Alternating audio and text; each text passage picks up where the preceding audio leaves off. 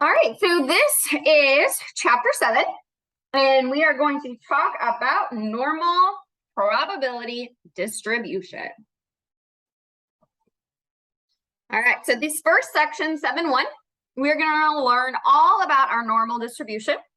Before we can do that, we're going to talk about a uniform probability distribution, and then move into what the normal curve looks like in for graph form, the properties that go along with the normal curve, and then what area means in terms of the normal density function or the normal curve.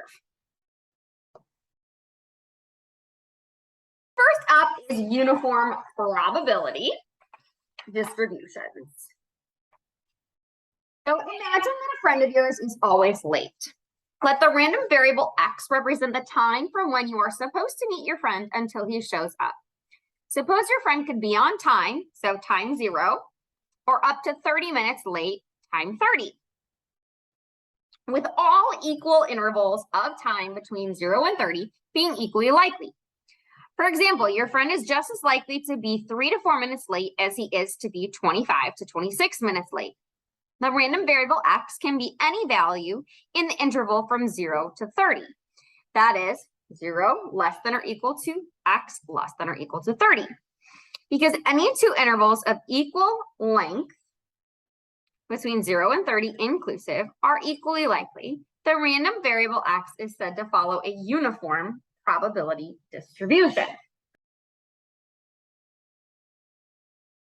Uniform probability distribution means that every interval is exactly equally likely, and what's going to happen is we're going to end up with a rectangle as our graph.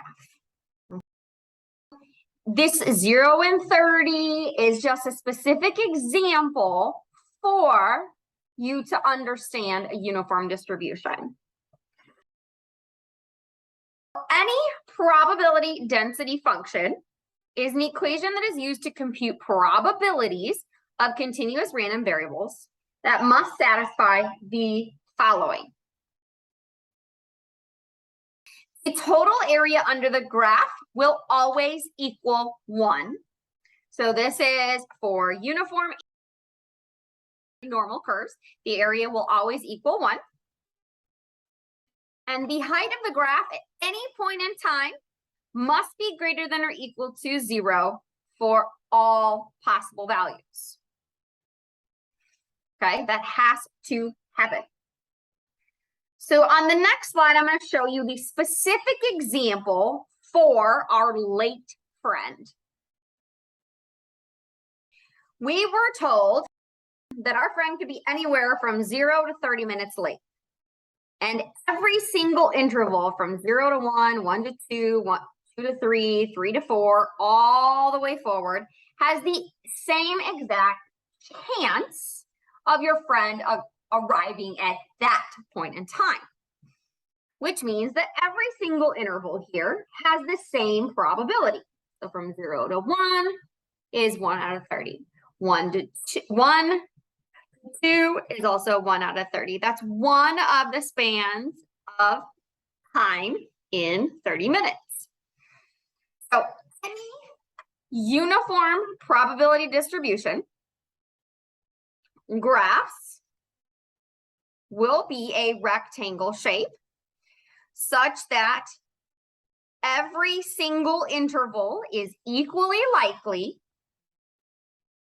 creating that rectangle.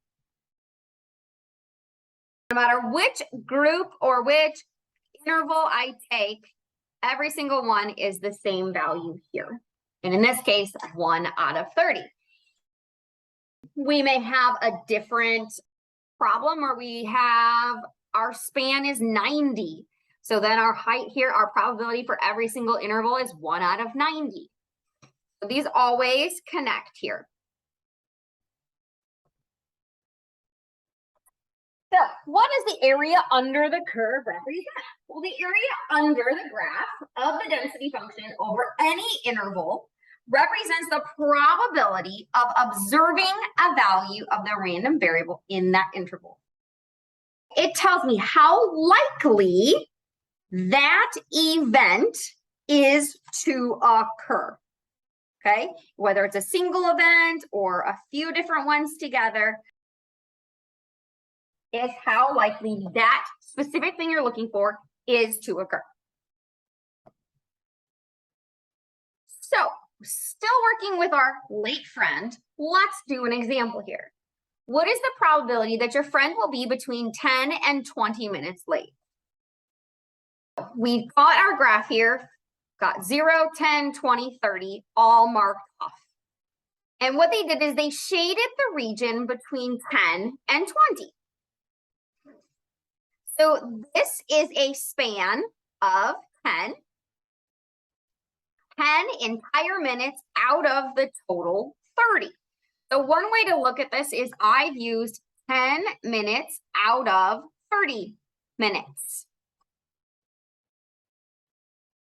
The other option, which is going to give us the same answer, 10 out of 30, is this is a rectangle shape here with a width of 10 and a height of 1/30.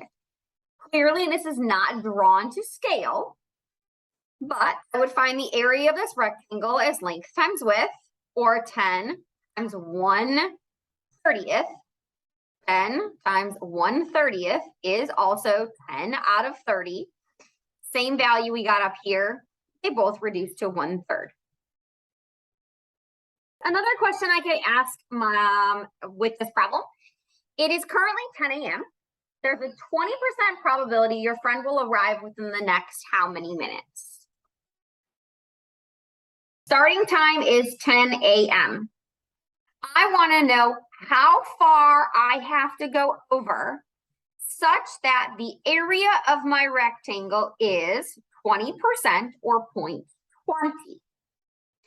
So I do not know my distance here, but I know my distance here. So what it's telling me, again, area of a rectangle is length times width. So unknown, length times 1/30 has to equal 0.22. So we have to think a little bit here about algebra. If I am multiplying two things here and I want to find my unknown, get rid of multiplication, I need to divide. So I'm going to divide both sides by the fraction 1/30. Get my answer here. Okay, so I have 0.2 and I want to divide that by the fraction 1/30. And the answer is 6.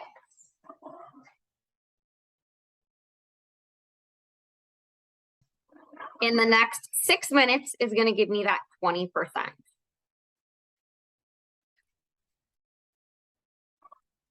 Your friend said that he would meet you at Starbucks between 10 and 10:20.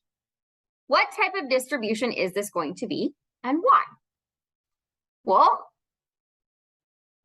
if he says he's going to come between 10 and 10:20, well, we have a uniform probability distribution. All he did was say he will be there between these two times. We don't know anything else, so we just have to assume that all the probabilities will be exactly equal. So if we want to construct the graph here, we've got 10 a.m. over to 10:20. So time 0 up to time 20 minutes later. Our entire span is 20 minutes, which means the height of our rectangle is 1/20. So what is the probability your friend will arrive between 5 and 10 minutes after 10? Well, our total is 20 minutes, and from 5 to 10 is 5 minutes.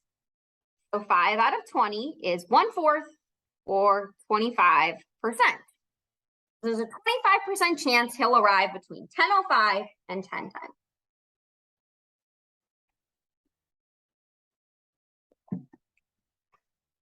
And D, if it is currently 10 o'clock here, there's a 40% chance your friend will arrive in the next how many minutes?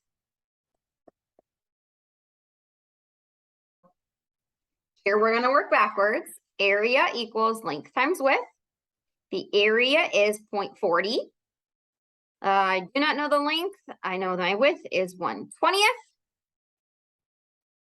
In order to solve for my length, I need to divide by 1/20th. So let me pull back up my calculator here. 0.4 divided by the fraction 1/20th gives me 8. So he would have to arrive in the next 8 minutes in order to answer that question. All right, so that is your uniform curve. You may see one example on a homework or test. Really, these are not as common. We will work a lot more with the normal curve, which is what's coming up next. In mathematics, a model is an equation, table, or graph used to describe reality. The red curve in the figure, is a model called the normal curve, which is used to describe continuous random variables that are said to be normally distributed. This set of data here, you can see we do not have very many bars, but they seem to follow what is called that normal distribution. And we will talk about some of the properties of those here in just a little bit. But we did talk a little bit about that normal kind of shape, that bell-shaped curve. So anytime we graph histograms, if they follow this general thing, it's called a normal distribution, and we can overlay this normal curve on top of it. Now, we have this because all the things we can measure IQ, height, weight, head circumference, all of those different things that you can measure in nature actually graph this way on their own. Okay, this is just what happens in nature is a normal curve when you measure things. So what we're going to say is a continuous random variable is normally distributed or has normal probability distribution if the shape of the histogram follows the shape of the normal curve. So we will have, this is our normal curve here. And it mentions these here as these points of inflection. You don't really need to know what a point of inflection is, but this is the general shape of our normal curve here. And I'm going to show you that, and which we've talked about before, in the middle is our mean. And we talked about how we move 3 standard deviations up and 3 standard deviations back when we started in chapter 3 with that empirical rule. So this is still working with that same concept there of that mean in the middle. You move over your standard deviations to create your graph. Okay, that is, again, we are coming back to that concept. Now, depending on your data, you can have different means, different standard deviations, different ways in which your graph looks. So depending on what your mean and standard deviation is where it will fall along your number line. So this red one here has a mean of 0, standard deviation 1. It takes 1 unit to go over there. The blue one is shifted a little to the right, has a mean of 3, there's the middle, but still also has a standard deviation of 1 because it's 1 unit over to the tick mark. Some of the curves may be taller or shorter. Again, it just depends on what you're graphing. So the blue curve here has a mean of 0, but its first inflection point or its first tick mark here is over at 2. So its standard deviation is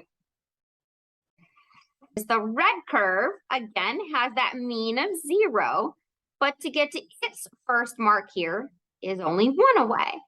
So the narrower your graph, the smaller your standard deviation. The wider your graph, the wider your standard deviation. And we worked with those back in chapter 3. We have a few different things about a few different things that must happen when we see a normal curve. Normal curves have a few different properties here, and I realize this is in the wrong spot here. So just kind of looking at it though, can you tell me, does it look like an exact normal curve? Does it look like these examples here?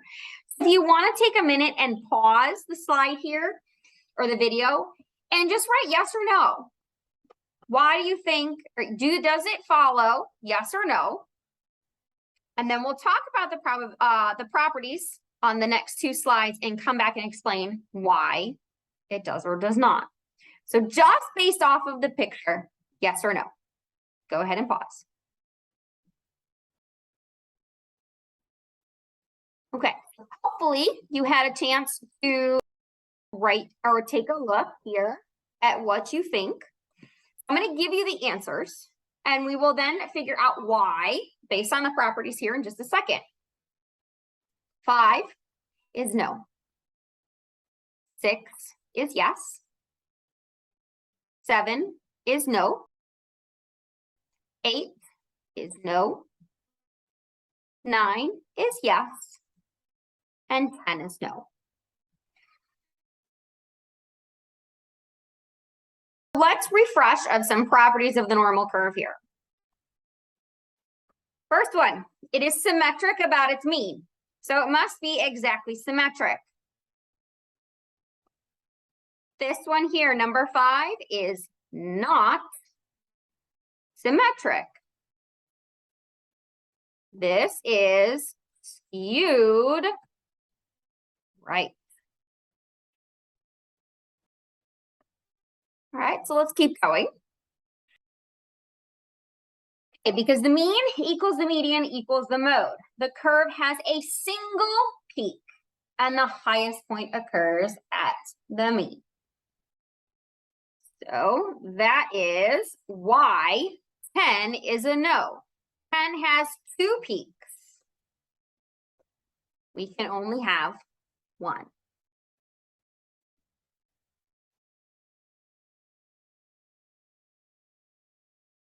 Next one. As inflection points, the up 1 standard deviation and back 1 standard deviation. The area under the curve is 1. The area under the curve to the right of the mean is exactly half. The area on the left is also exactly half. As x increases without bound, the graph approaches but never reaches the horizontal axis. And as x decreases without bound, the graph approaches but again never reaches the horizontal axis. So this is that last reason why these 2 graphs over here are not normal. Okay, they must continue forever to reach the x-axis, but never touch, never cross. So 7's reason is it crosses the x-axis. That is not possible. And 8 is also along with that rule because it's supposed to continue down towards the axis, closer and closer and closer. 8 curves back up. Okay, that is not allowed. The graph is supposed to approach the axis here as x increases without bound or decreases without bound. And the last thing is the empirical rule, which we've talked about before, is that approximately 68% of the area under the normal curve is between 1 standard deviation, 95% of the area is between 2 standard deviations, and 99.7% of the area is between 3 standard deviations. This is the visual of that empirical rule that we talked about back in chapter 3, remembering that between 1 standard deviation, we have 68% of our data. Between 2 standard deviations, 95. And between 3 standard deviations, 99.7%. And then each of those percentages are broken down into their smaller parts down here. Just looking at these two graphs, can you determine what the mean and standard deviation are? So remember that the mean is where your graph peaks. So for this first graph, the mean would be 2. And then your standard deviation is how far apart any two of these values are. So from 2 to 5 is a difference of 3. Looking at the next one here, the mean, the peak, the middle value is 5. And our standard deviation, the difference between the tick values 5 to 7 is a difference of 2. So depending on where your graph is located on your number line, your mean can be whatever value. Your standard deviation is, again, whatever value it calculates to be, such that it's the difference between the two consecutive values.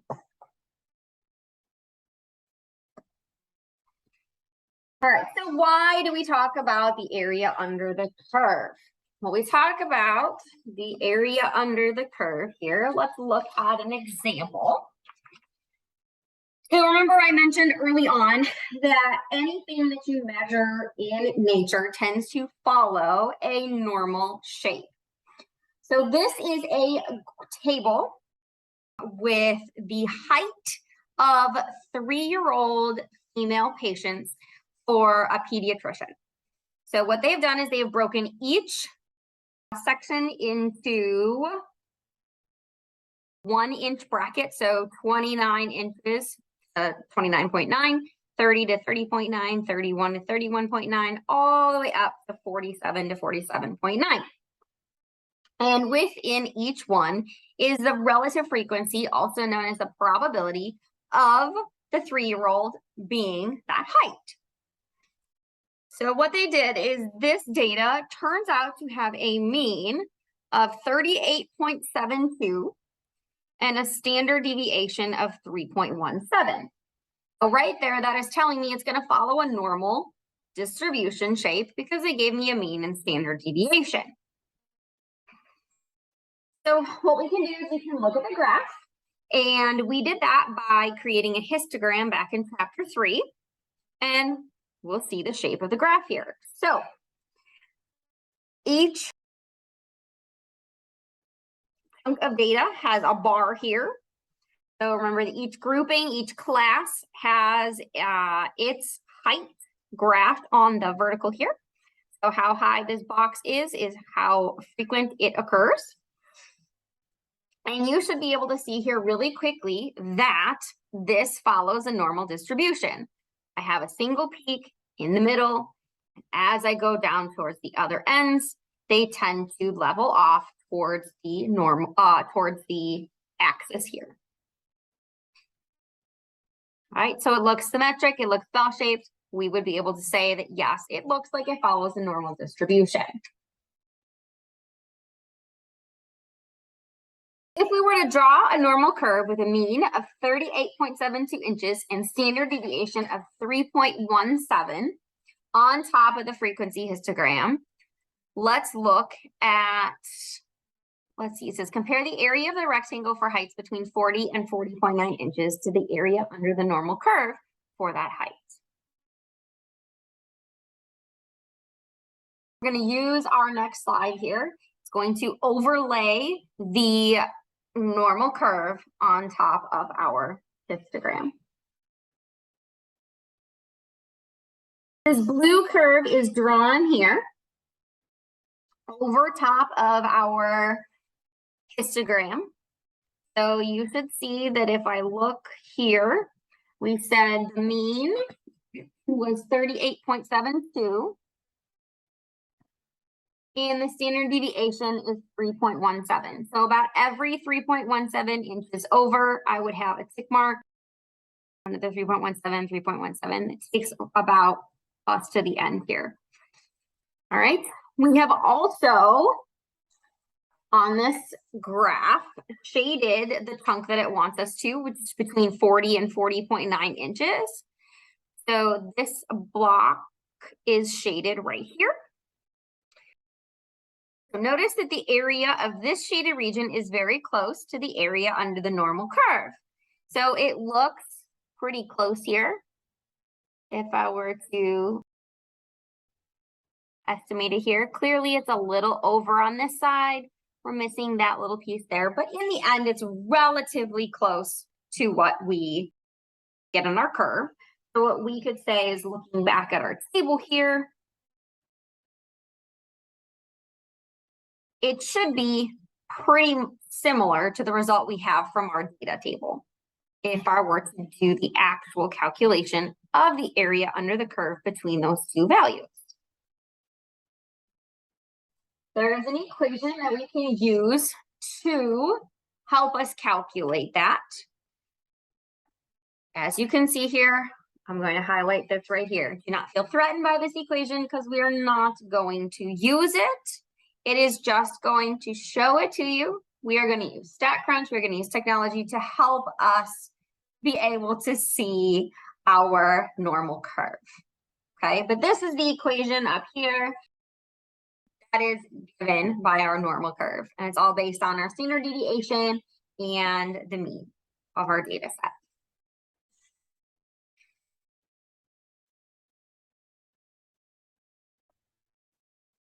So the area under the curve, anytime we are going to pick a specific value, we want to go above or below or pick between two values, what we're going to get is we are going to discuss the area under the curve.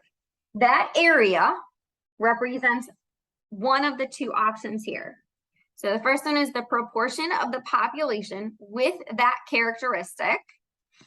So back here, the value that we got here would be the proportion of our 3-year-old females that are between 40 and 40.9 inches tall. So that's one way to look at it. The second way to look at it is the probability of selecting someone with that exact characteristic. We know that 0.11 of our females, that's the proportion of our 3-year-old females that are between this height. We could also say that our probability, we have an 11% chance of picking a 3-year-old female between these two heights. So you can always write your statement in either of those two formats.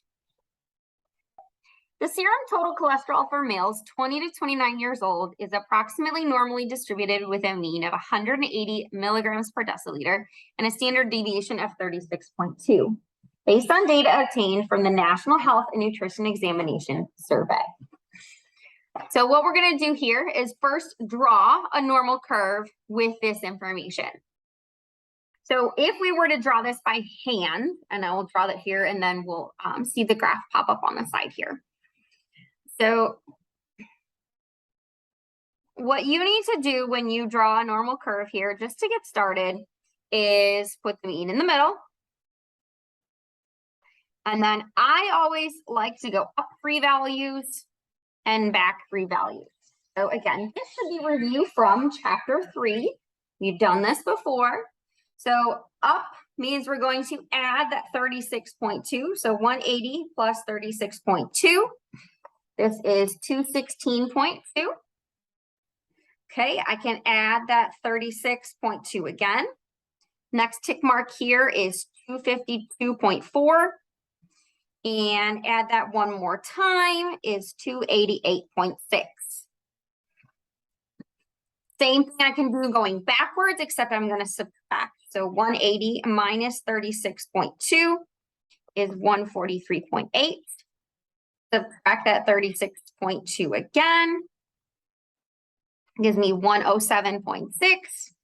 And subtract one more time is 71.4. I always have you draw 3 standard deviations above and below. Just know that your textbook here is only going to show us 1. because that's where they mark those inflection points. So all they do is go one above and below. So you'll see here that their graph here only goes one up and one back. So 180 in the middle. There's my 143.8 and my 216.2.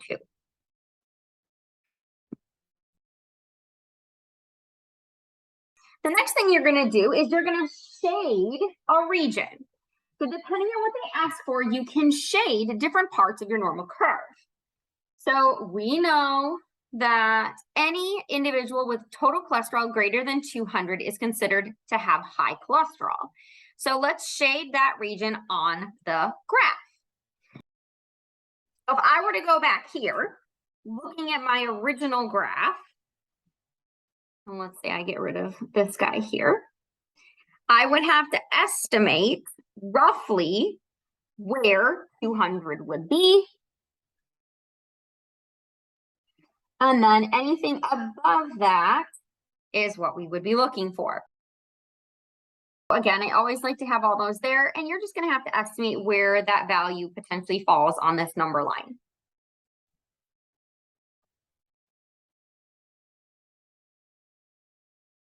There is that there. They found exactly 200 shaded above it.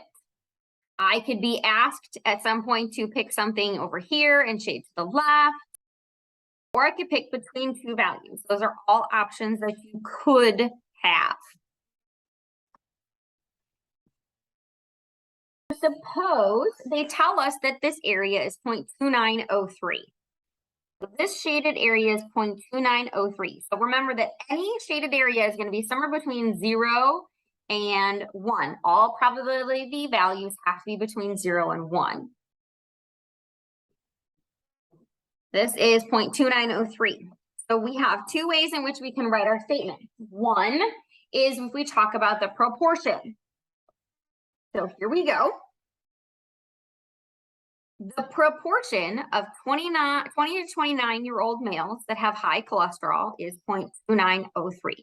That is option 1, talking about the proportion. The second one is the probability that a randomly selected 20 to 29-year-old male has high cholesterol is 0.2903. All right, so your two choices are the proportion of, fill in whatever it is you're looking for, is the area.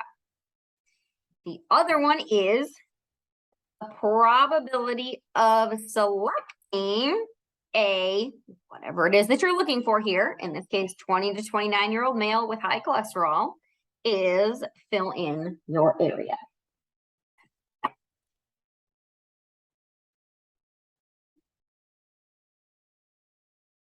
Eventually, as we move through this chapter, we will show you in StatCrunch how you get this value, but for right now, you're just going to be given it. Here's your example problem. I'll read it here if you guys want to try it before I go through the whole thing. Please go ahead and pause and try it on your own. The question says, the length of 4-year-old male's upper arms is approximately normally distributed with a mean of 21.8 centimeters and a standard deviation of 2 centimeters. Draw the normal curve, then shade the region that represents the proportion of 4-year-old males whose upper arm length is less than 20 centimeters. And then suppose that area is this value, provide your two interpretation. So if you would like to try this on your own, go ahead and pause.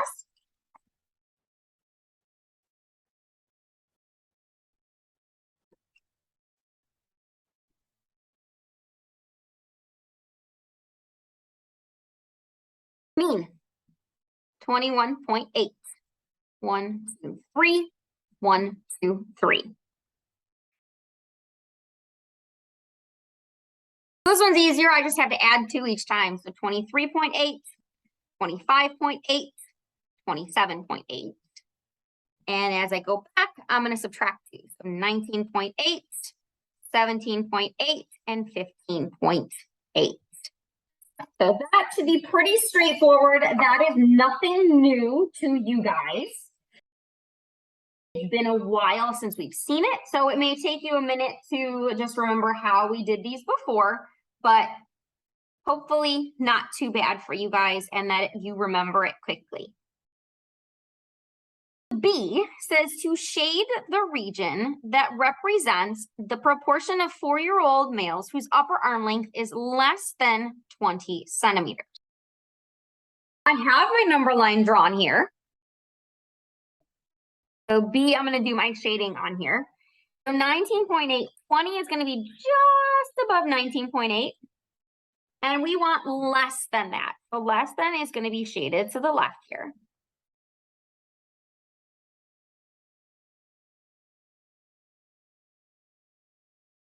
C, they tell us our shaded area here is 0.1841. So we need to write our interpretation.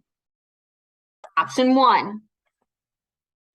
The proportion of 4-year-old males with upper arm less than 20 centimeters is 0.1841.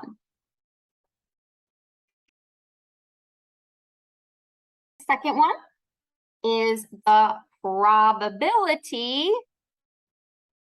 a random 4-year-old male with upper arm less than 20 centimeters is 0.1841. Anytime we talk about the area under a normal curve, it is representative of the probability of selecting someone with that specific value, or the proportion of the total who have that specific value. Okay, all of the normal curves that we do, that is how we're going to interpret them. All normal curves will follow the same setup with the mean and standard deviations. And as we go through here, I'm going to show you in the next sections how we calculate those values in StatCrunch. Get ready for StatCrunch.